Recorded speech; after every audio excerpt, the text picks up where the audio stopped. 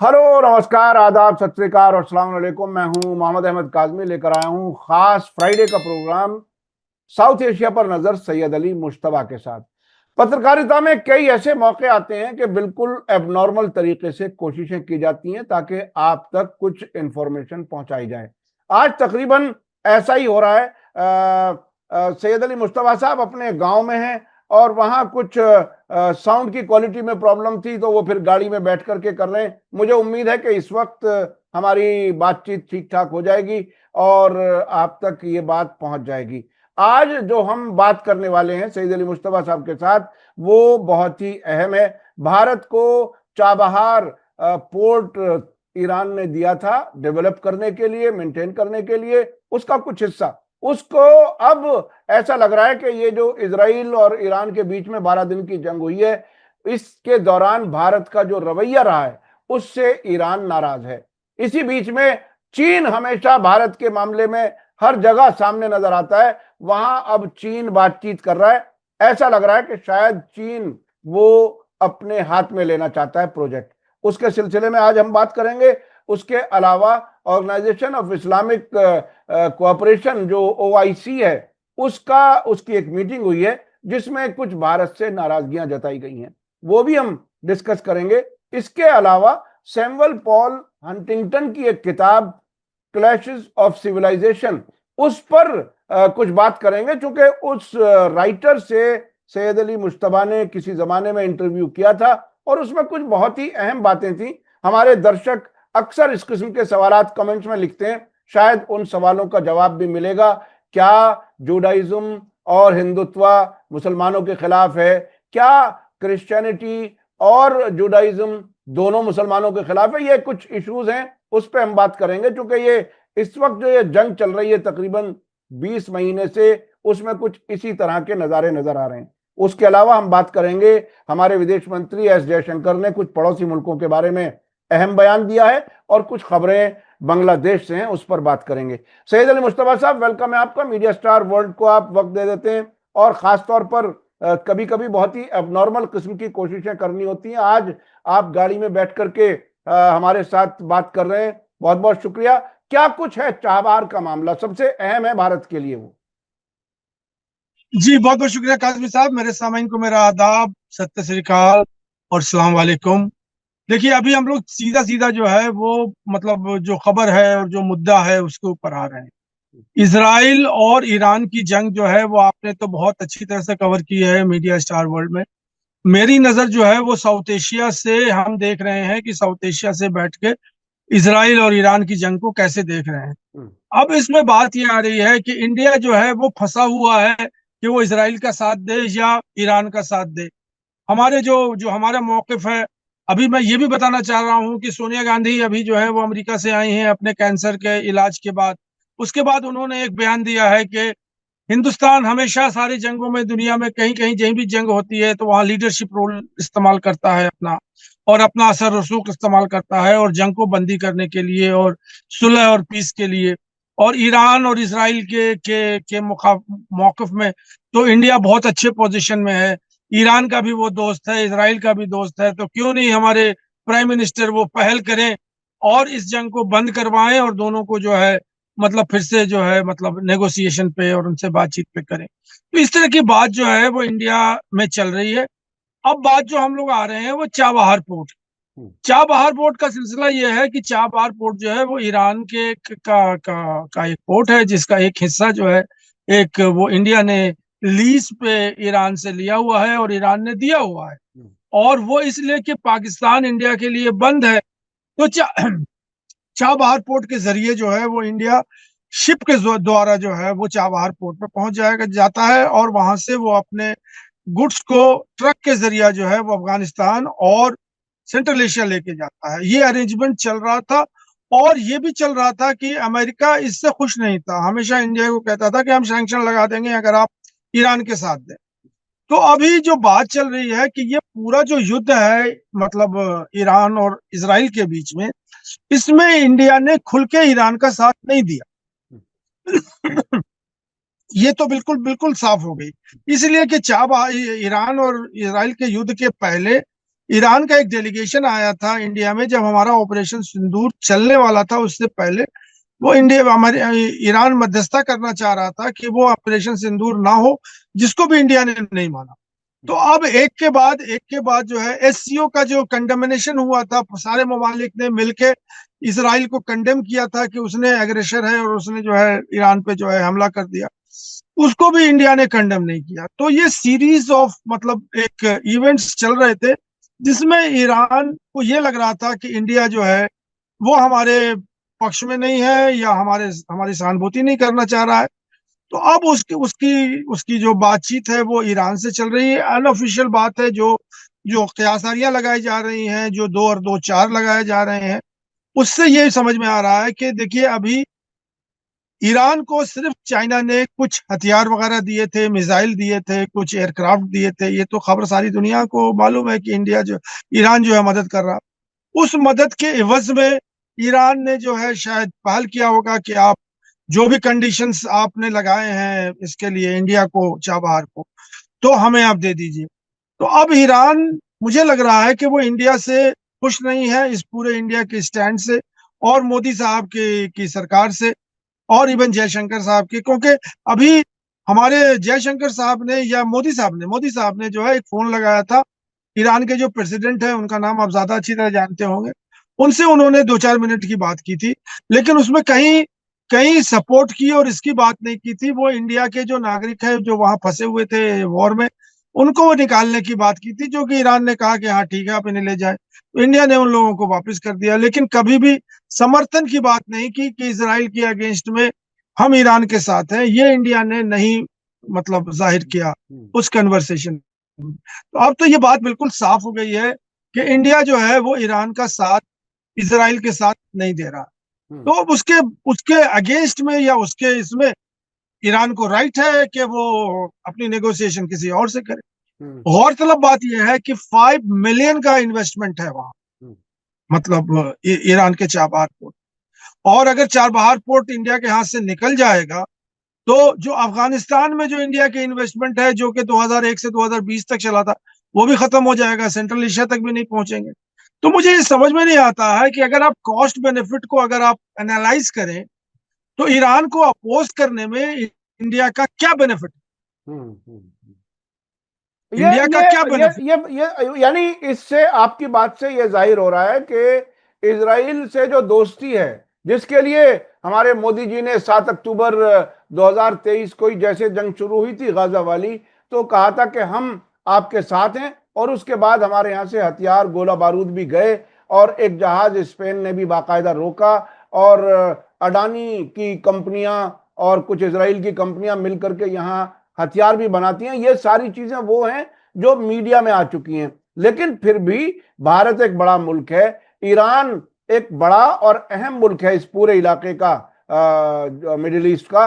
उसको नाराज करने की कीमत पर इजराइल को खुश करने की बहरहाल कोशिश से ईरान की नाराजगी एक फितरी बात है। अच्छा, इसके इसके अलावा हमारे पास कोई ऑल्टरनेट रूट नहीं है अफगानिस्तान पहुंचने का, यानी हमें अफगानिस्तान का भी नुकसान होगा। और मुझे मालूम है कि वो उसका नॉर्थ साउथ कॉरिडोर से, यानी ईरान के नॉर्थ साउथ कॉरिडोर से अगर हम सामान पहुंचाते हैं सेंट्रल एशिया, तो उससे हमारे 30% हमारा किराया खर्चा कम होता है, कम से कम 30%। और उसको हम अगर गवा रहे हैं तो ये बहरहाल एक अच्छी बात नहीं है मुल्क की इकोनॉमी के लिए। अच्छा, इसमें फिर आगे ये एससीओ में क्या हुआ? ये तो चाबहार, एससीओ में असल में क्या कुछ था, शंघाई कोऑपरेशन ऑर्गेनाइजेशन, वो भी थोड़ा बता दीजिए ताकि लोगों को पता चले कि भारत का क्या रुख रहा पिछली बार जो है हम लोगों ने इस बात पर डिस्कस किया था, जैसे इसराइल ने अटैक किया था ईरान के ऊपर, इमीडिएटली एससीओ पहला ऑर्गेनाइजेशन है जिसने कंडेम किया था इसराइल अटैक को ईरान के ऊपर। है। उससे इंडिया जो है वो मतलब खुश नहीं था और उसने अपना स्टेटमेंट एससीओ के अलावा, मतलब वो इंडिया तो एससीओ में है ही है, ईरान भी वो उसमें है, पाकिस्तान भी है, रशिया भी है, चाइना भी है, और उसमें शायद तुर्कमेनिस्तान भी है। तो इन लोगों ने मिलके minus India anti Israel statement उन्होंने जारी किया था, जिसमें उन्होंने कहा था कि ये एग्रेसर है। लेकिन इंडिया ने उसको नहीं माना और इंडिया ने एक अपना अलग से स्टेटमेंट दिया था, जो कि ये नहीं बता रहा था कि वो इंडिया जो है वो कमिट कर रहा है, मतलब इजराइल के को कंडेम करने के लिए। उसमें ये कह रहे थे, इंडिया ने ये कहा था वो, मतलब कि नेगोशिएशन से बात हो सकती है और डिप्लोमेसी से बात हो सकती है और जंग से बात नहीं हो सकती है। इस तरह का एक बहुत गोलमोल सवाल का जो स्टैंड है वो यही लिया था। देखिए, मैं एक बात और आपको बता दूं, ये पुरानी बात है, जब इंडिया सोवियत यूनियन के खेमे में था और उस वक्त सोवियत यूनियन ने 1979 में अफगानिस्तान के अंदर टैंक चला दिया था और आकर के अफगानिस्तान को कंडेम कर दिया था, मतलब ये कि वहां कैप्चर कर लिया। सारी दुनिया ने सोवियत यूनियन को कंडेम किया था कि आप जो है दूसरे मुल्क के अंदर चले जाएं, एक्सेप्ट इंडिया। इंडिया ने जो है सोवियत यूनियन को सपोर्ट किया था, कि आप सही कह रहे हैं। वो बहुत देर के बाद जो है फिर उन्होंने एक लफ्ज, एक लाइन निकाला, लेकिन जबकि दुनिया कंडेम कर रही थी, अमेरिका कंडेम कर रहा था, पूरी दुनिया कंडेम कर रही थी कि एक दूसरे मुल्क में आप कैसे जाकर के आप वो बात अलग है कि अमेरिका 2001 में आ गया अफगानिस्तान में, लेकिन मैं इंडिया के मौके को बता रहा हूं कि उस टाइम क्योंकि इंडिया बिल्कुल सोवियत यूनियन के मतलब गोद में बैठा हुआ था, तो उस टाइम इंडिया ने सारी दुनिया के अगेंस्ट होते हुए मतलब सोवियत यूनियन को कंडेम नहीं किया। अगर सपोर्ट नहीं किया था तो कंडेम नहीं किया था। और वही बात अभी भी यहाँ पे है कि इजराइल को उन्होंने, अगर इंडिया ने सपोर्ट नहीं किया है तो कंडेम भी नहीं किया है। सेम टू सेम सिचुएशन है। अब ये क्यों है? अच्छा, अब तो एक और भी बात हो रही है। ट्रंप जो अमेरिका का प्रेसिडेंट है, जो मुसलसल इजराइल को मदद करता रहा है और अब भी मदद कर रहा है गाजा के मामले में, वो भी इजराइल के प्राइम मिनिस्टर को अब ईरान के खिलाफ कोई नया हमला करता है तो उसको बाकायदा कहते हैं कि तुम गलत करते हो। लेकिन भारत ने ये पोजीशन नहीं ली, कम से कम ये कहते हैं कि हमला गलत हुआ, बुरा हुआ, हमला नहीं होना चाहिए था। अच्छा, मैं चलना चाहता हूं OIC मीटिंग की तरफ। उसमें क्या कुछ हुआ? OIC भी बहरहाल एक ऑर्गेनाइजेशन है, काफी बड़ी तादाद में मुस्लिम मुल्क उसमें है। क्या कुछ हुआ उस मीटिंग में? देखिए, OIC में 57 कंट्रीज उसके मेंबर हैं और ज्यादातर मेंबर, 50 से ऊपर मेंबर जो है वो इस्लामिक, वो ऑर्गेनाइजेशन ऑफ इस्लामिक कंट्रीज है। अभी 2 दिन पहले उसकी मीटिंग जो है टर्की में हुई थी और एक प्लेटफॉर्म है। देखिए, पूरी दुनिया में 193 कंट्रीज हैं जो कि यूनाइटेड नेशन के मेंबर हैं, उसमें से 57 कंट्री जो है वो OIC का मेंबर है। तो वोटिंग अगर होगी वहां पे तो 57 कंट्रीज को आप इग्नोर कर दीजिएगा। ये मैं आपको डेमोक्रेटिकली बता रहा हूँ, गेम ऑफ नंबर्स अगर होते हैं तो 57 कंट्रीज एक ब्लॉक बना करके बैठे हुए हैं। तो चलिए, हम अभी डेमोक्रेसी की बात नहीं करते हैं, हम बात कर रहे हैं कि OIC में क्या क्या रेजोल्यूशन पास किए। उसमें जो पहला रेजोल्यूशन जिसका मतलब डायरेक्ट इंडिया से ताल्लुक है, तो उसमें यह कहा गया कि इंडिया का जो स्टैंड है कश्मीर के ऊपर वो OIC नहीं मानती और वो ये कहती है कि वो एक डिस्प्यूट है जो कि यूनाइटेड नेशन के थ्रू उसका रेजोल्यूशन होना चाहिए। इंडिया का जो यूनिलैटरल मौकिफ है कि कश्मीर जो है वो इंडिया का मतलब अटूट अंग है और POK जो है अटूट अंग है, उसको नहीं मानती। दूसरी बात, उन्होंने कंडेम किया है इंडिया के अटैक को पाकिस्तान के ऊपर ऑपरेशन सिंदूर के लिए।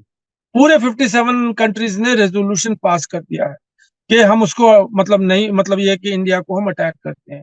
उसके बाद उन्होंने भी कंडेम किया है इजरायली अटैक को ईरान के ऊपर। अब ये सारी चीजें जो हैं वो इंडिया के अगेंस्ट में जा रही हैं OIC के हवाले से।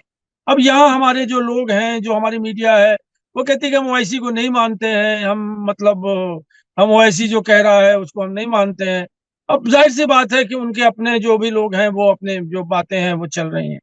अब एक बात आपको मैं ये बता दूं कि मेरे ख्याल में जब वो इंदिरा गांधी इंडिया की प्राइम मिनिस्टर थी या उसके बाद कोई बात थी, तो OIC में मेंबरशिप के लिए जो है इंडिया बहुत मतलब ताबड़तोड़ मतलब अपने क्रेडेंशियल पेश कर रही थी कि हमारे यहाँ 21 करोड़ मुसलमान हैं, पाकिस्तान में तो 20 करोड़ मुसलमान हैं, तो हमारी मेंबरशिप होनी चाहिए संख्या की, मुसलमानों की संख्या के ऊपर।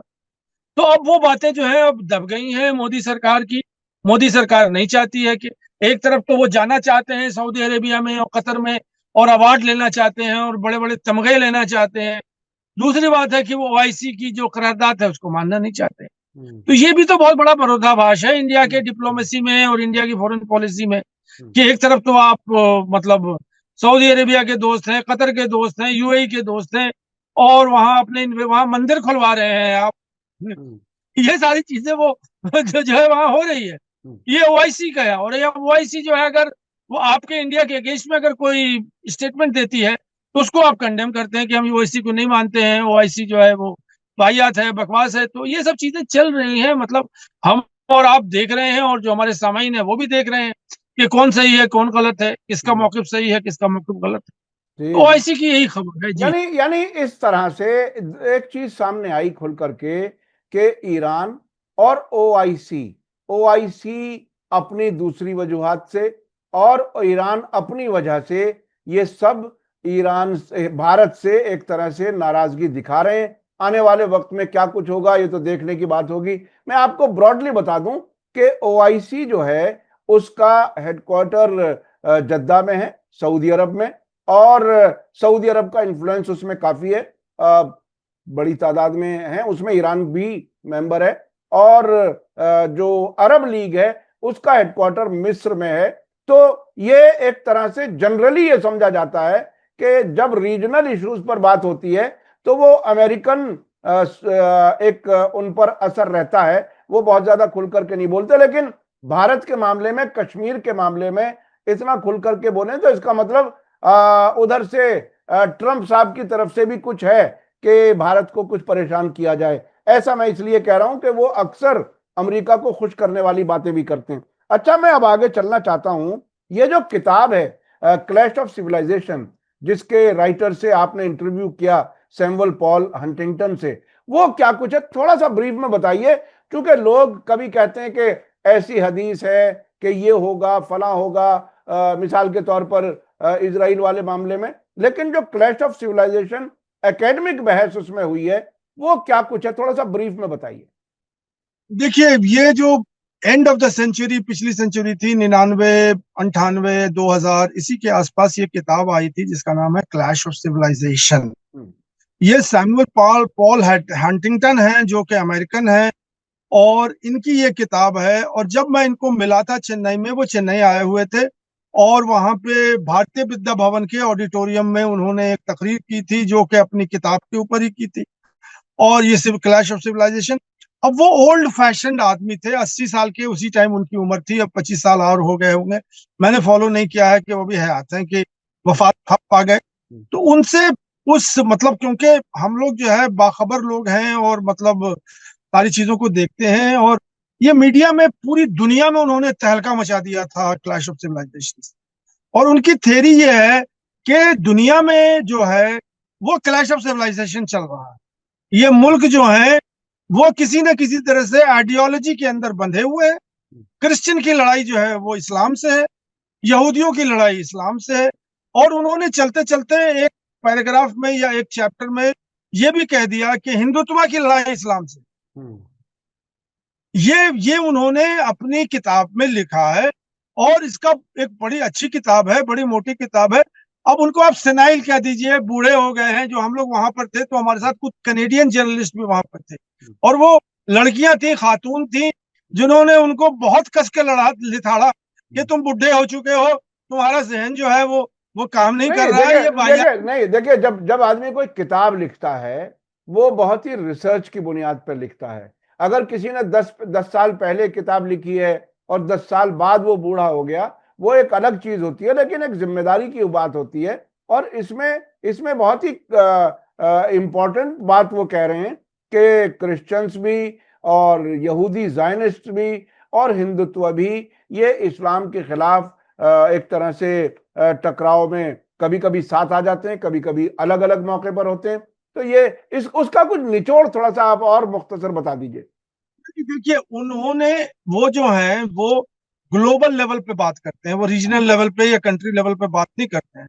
उन्होंने एक ब्रॉडली एक स्वीप मारा था अपने इस वक्तव्य में, जिसको क्लैश ऑफ सिविलाइजेशन कह रहे हैं। इस क्लैश ऑफ सिविलाइजेशन का उनका ये कहना है कि मजहबी तौर पर और मतलब एक अपने रीजनल तौर पर हर मुल्क जो है वो किसी न किसी आइडियोलॉजी से बंधा हुआ, और वो आइडियोलॉजी जो है वही जो है वो सर चढ़ के बोलती है, ना कि जियो स्ट्रैटेजिक और ये और वो। तो उनका जो है, मैं ये भी बताना चाह रहा हूँ कि वो एक प्रोफेसर हैं, उन्होंने पूरी जिंदगी मतलब एकेडमिया में ही गुजार दी, और वो कुछ बोलते हैं या वो कुछ बोल रहे हैं, उनका सीरियस इम्प्लीकेशन है। वो कोई चंदू खाने के यहाँ पे तबेले के कोई वो नहीं है, वो एक सीरियस एकेडमिशियन है, और उनका लेवल बहुत ऊपर है, मतलब जिसके ऊपर। तो उन्होंने ये बात जो कही थी वो ये भी कही थी, उन्होंने कही थी कि ये सिविलाइजेशनल क्लैश चल रहा है और ये चलता रहेगा। ये वॉर और ये सब चीजों की बातें जो है उन्होंने, मतलब वो तो चलता रहेगा, लेकिन इसके पीछे जो सबसे पहले जो चीज काम कर रही है वो है आइडियोलॉजी। और वो आइडियोलॉजी है जायनिस्ट आइडियोलॉजी, जिसमें जिसका ये है कि वो इस्लाम के अगेंस्ट है। ये तो खुली हुई बात है कि जायनिस्ट जो है वो इस्लाम के साथ नहीं हो सकते। क्रिश्चियनिटी जो है, जो hard core right wing Christianity है, वो भी इस्लाम के अगेंस्ट है, इसमें भी कोई बात नहीं। उसके बाद जो है अब उन्होंने हिंदुत्व को लेके आए कि हिंदुत्व जो है वो सीधे सीधे सीधे सीधे ऊपर बढ़ रही है, और उसका जो डायरेक्ट क्लैश है वो पाकिस्तान से नहीं है, ईरान से नहीं है, सऊदी अरेबिया से नहीं है, वो हिंदुत्व और इस्लाम की लड़ाई है। ये बात उन्होंने कही थी, जो कि पूरे दुनिया को उन्होंने झिंझोड़ दिया था। और हम जो पत्रकार के पास गए थे और उनसे बात किया, तो उसमें कुछ कैनेडियन हमारे लड़कियां थी, खातून थी, मैं जानता नहीं कि कहाँ थी क्या थी, किसी एजेंसी में काम कर रहे होंगे। उन्होंने बहुत कस के उनको लठड़ा के तुम बुढ़े हो गए हो, तुम वो तो देखिए, वो तो कनेडियन थी या अंग्रेज थी, तो वो ने तो ये कहना ही है। देखिए उनका, उनकी सरकारें जो कुछ करती हैं उन्हें वो एंगल मालूम भी नहीं होते। मैंने खुद अमेरिकन को, बहुत लोगों को देखा है, वो दुनिया की पॉलिटिक्स को कुछ जानते ही नहीं। वो बेचारे दो दो तीन तीन शिफ्टें काम करके थके रहते हैं वैसे ही। तो खैर, अब मैं उस पर आगे नहीं जाना चाहता। अब मैं चलना चाहता हूं एस जयशंकर ने क्या बयान दिया पड़ोसी मुल्कों के लिए। एक और भी बयान मैं आपको याद दिलाऊं कि कश्मीर के सिलसिले में, मुझे लगता है आपको, आपने जरूर देखा होगा, कश्मीर के सिलसिले में कोई जबान ना खोले, नहीं तो अंजाम अच्छा नहीं होगा। इस किस्म का बयान आया है भारत का। वो क्या कुछ है, वो भी बताइए। जी, मैंने कश्मीर के ऊपर तो कुछ नहीं, मतलब मैंने, मेरी नजरसानी नहीं पड़ी है, लेकिन मैं अभी जो 2 दिन पहले दूरदर्शन को उन्होंने मतलब एक इंटरव्यू दिया है, जिसमें वो साउथ एशिया का उन्होंने जायजा लिया है और साउथ एशिया के ऊपर उन्होंने कमेंट किया है।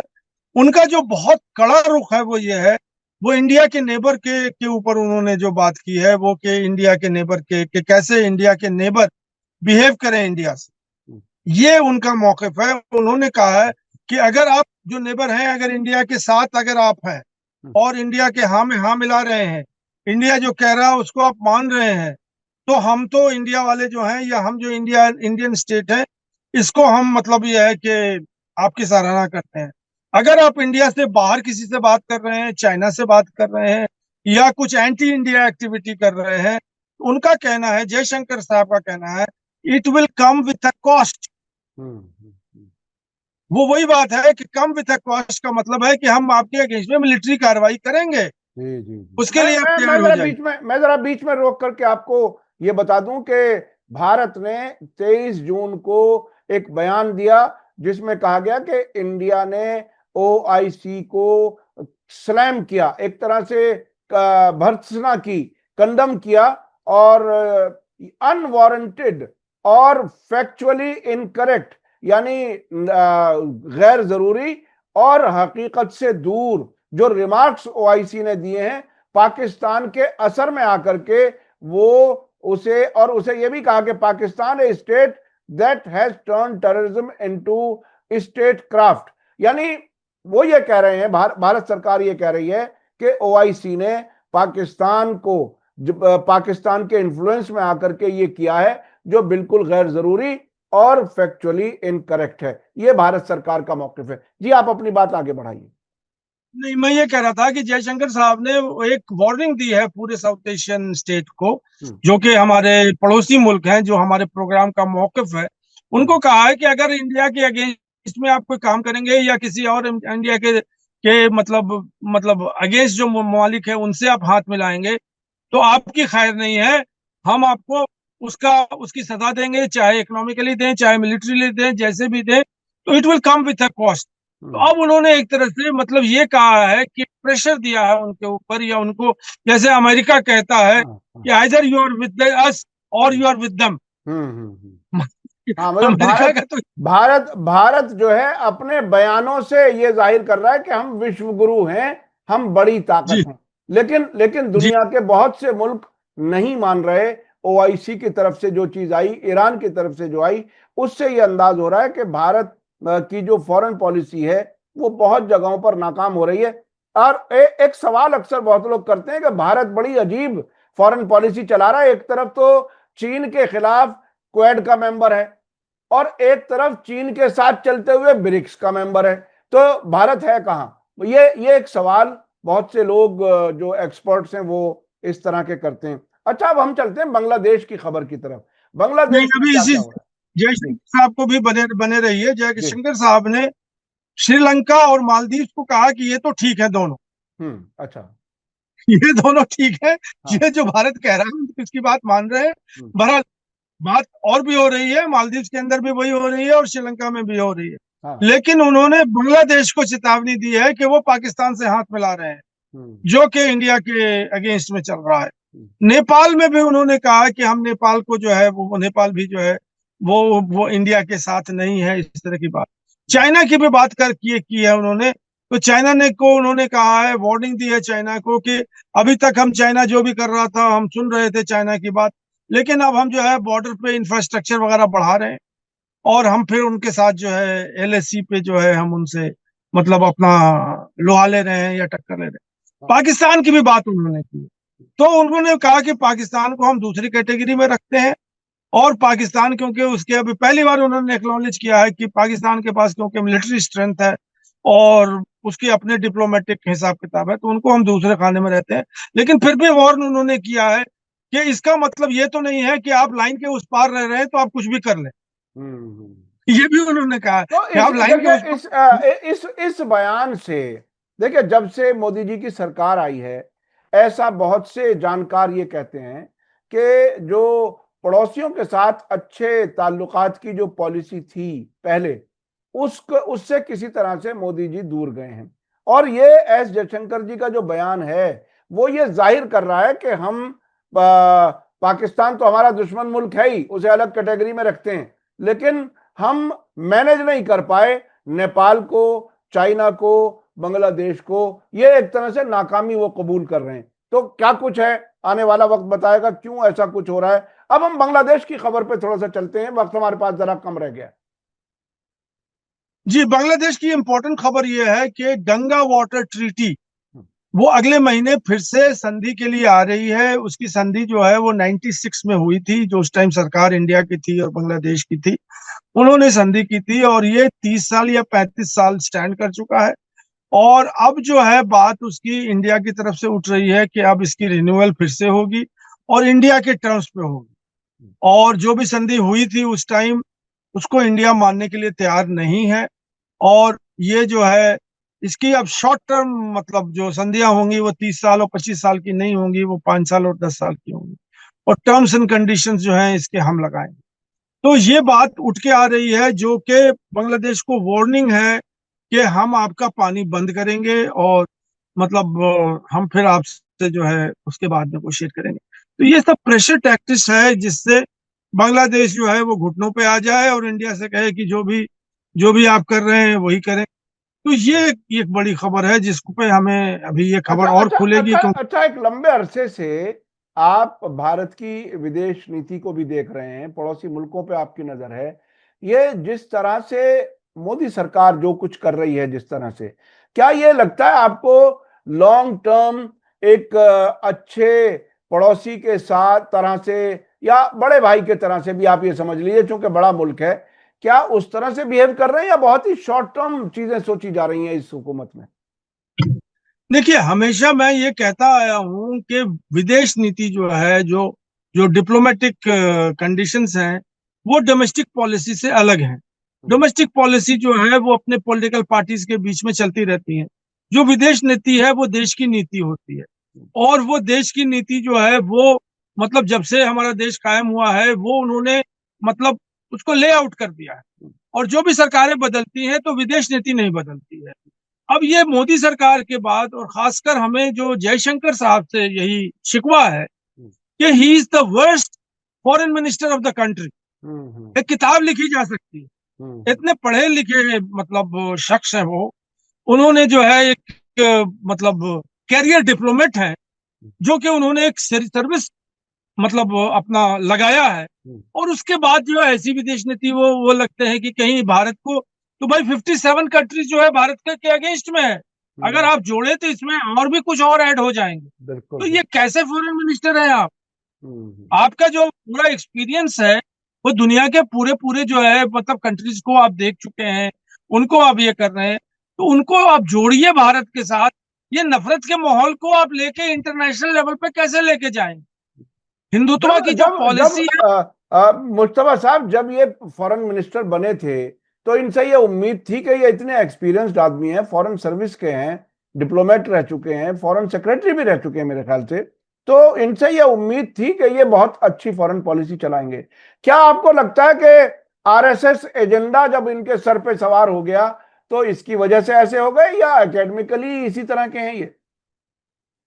नहीं नहीं नहीं, इनके ऊपर जब ये फॉरेन मिनिस्टर, जब ये सेक्रेटरी थे और जब सर्विस कर रहे थे, तो ये वही कर रहे थे जो इंडिया की फॉरेन पॉलिसी थी, मतलब डिफरेंट गवर्नमेंट के अंदर। ये जब से मोदी सरकार आई है, इसने हिंदुत्व का, अगर आप माने या ना माने, इसका बोलबाला बना दिया है। ये 10 साल या 12 साल के अंदर इन्होंने हिंदुस्तान को। अब इनका कहना यह है, जो हमारे प्रधानमंत्री हैं या जो उनकी कैबिनेट है, कि इसी हिंदुत्व को आप फॉरेन कंट्रीज पे लागू कीजिए। तो हिंदुत्व का एक्सटेंशन जब ये फॉरेन कंट्रीज पे लेके आते हैं, अमेरिका के साथ बात करते हैं, निज्जर की किलिंग करा देते हैं आप, ऑस्ट्रेलिया में जो है आप टेररिज्म करा देते हैं, बर्मिंघम में और जो है इंग्लैंड में जो है आप राइट करवा देते हैं। तो ये सब फॉरेन पॉलिसी का ही तो नतीजा है। बिल्कुल बिल्कुल बिल्कुल। आपने आपने पाकिस्तान तो आपने आपने बहुत से वाकयात गिनवाए हैं और ये वाकई बहुत ही संजीदगी से गौर करने की बात है कि भारत को एक जिम्मेदार, सेंसिटिव और मैच्योर मुल्क के तौर पर दुनिया देखे। ये हमें कोशिश करनी चाहिए और हम छोटी छोटी खिड़कियों में ना देखें हिंदू मुसलमान और मुख्तलिफ मजहबों से। ये जब कोई सरकार होती है तो सरकार की जिम्मेदारी होती है कि सभी का भला भी सोचे और इंटरनेशनल कम्युनिटी के साथ कंधे से कंधा मिलाकर चले और सभी देशों की तरक्की बेहतर तरीके से हो, मुल्क के अंदर के भी हालात अच्छे रहें, दूसरे मुल्कों के साथ भी अच्छे रहें। बहुत बहुत शुक्रिया, बहुत बहुत शुक्रिया जी। आप कोई खास बात कुछ और कहना चाहते हैं जी? मैं कोई खास बात नहीं कहना चाह रहा हूँ। मैं ये कह रहा हूँ कि इंडिया की चरित्र जो है वो सीआईए और मोसाद के से ही मिल रही है, जो हर जगह दुनिया में मतलब नफरत का माहौल और मतलब तनाव का माहौल जो फैलाता है मोसाद, और जो एंटी मतलब वो काम करता है, सीआईए भी वही करती है अलग अलग मुल्क में अलग अलग तरीके से। अब इंडिया भी यही कर रही है। अभी तो जो अच्छी बात यह है कि एक बंदा जो है वो रॉ में काम कर रहा था, वो बाकायदा इंडिया का मतलब एक पेड एम्प्लॉय था, वो अब बाहर आ गया है और वो राज खोल रहा है कि रॉ रॉ क्या क्या करती है। ये तो मैंने सोशल मीडिया में देखा है कि इंडिया क्या कर रही है। जी तो जी जी। बात हमारी ये है कि इंडिया हमेशा से एक पीसफुल मुल्क रहा है। अपनी बात सारी दुनिया में मतलब वही है कि प्रेम की गंगा बहाते चलो। ये बिल्कुल जो है बिल्कुल। इंडिया की नीति थी हमेशा। बेशक अब बेशक उस वही। नीति के और मोदी साहब जो है और जयशंकर साहब जो है वो यही है कि अब नफरत की गंगा बहाते चलो। यही भारत अगर की। बेहतर तो वही था कि दोस्ती और मोहब्बत की गंगा बहाई जाए, लेकिन नफरत की गंगा कब तक, कहाँ तक, क्या होगा, इसके नतीजे तो हमेशा बुरे ही होते हैं। और जिस तरह से हमने देखा कि ईरान इजराइल वाले मामले में भारत ने एक तरह से इजराइल को ही सपोर्ट किया खामोश रह करके, क्योंकि हमलावर के साथ अगर आप खड़े हो गए या हमलावर को आपने ये नहीं कहा कि तुमने गलती की है, तो भी हम उनके साथ खड़े हैं। आने वाले वक्त में क्या कुछ होगा हम आपको अपडेट करते रहेंगे। बहुत बहुत शुक्रिया सैयद अली मुश्तबा साहब, आप बहुत ही पैनी नज़र रखे हुए हैं इन तमाम मुल्कों पर, और ये जो मिडिल ईस्ट में जो कुछ हो रहा है उसका असर जो हमारे मुल्कों में हो रहा है वो भी आप बहुत अच्छे से बता रहे हैं। इसके लिए हम शुक्रगुजार हैं। इसी के साथ मुझे दीजिए इजाज़त। धन्यवाद, शुक्रिया, जय भारत, जय हिंद। मीडिया स्टार वर्ल्ड के और वीडियो देखने के लिए हमारे चैनल को सब्सक्राइब करें और सीधे नोटिफिकेशन पाने के लिए बेल आइकन दबाएं। और अगर हमारी खबर सच्ची और अच्छी लगे तो अपने व्हाट्सएप, इंस्टाग्राम, फेसबुक और ट्विटर अकाउंट पर जरूर शेयर करें।